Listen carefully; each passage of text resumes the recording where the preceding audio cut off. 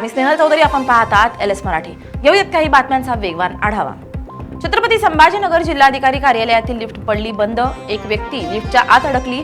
घटनेमुळे जिल्हाधिकारी कार्यालयात काही काळ गोंधळ. जालन्यात भोकरदनमध्ये पेट्रोल पंपावर नागरिकांची इंधन भरण्यासाठी तुफान गर्दी.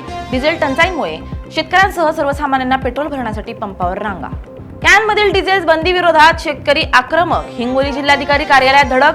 शेतीची कामं ठप्प. डिझेल निर्बंधाविरोधात शेतकऱ्यांची प्रशासनाकडे धाव. बीडच्या वाघेरा फाट्यावर भीषण अपघात. अपघातात सैन्य दलात नुकताच भरती झालेला जवान जागीच ठार. वाशिम पिंपरी सरहद्द येथे दुचाकी पिकअपची भीषण धडक. एकाचा जागीच मृत्यू, एक गंभीर जखमी. नाशिकमध्ये अल्पवयीन मुलीला व्हॉट्सअपवरून अश्लील संदेश. पोलिसांकडून संशयित आरोपीला घेतलं ताब्यात. संतप्त नागरिकांकडून आरोपीला मारहाण. पुढील तपास सुरू. नवी मुंबईतील घनसोलीत रिक्षा लावण्याच्या कारणावरून किरकोळ वादाचं रूपांतर थेट हाणामारीत.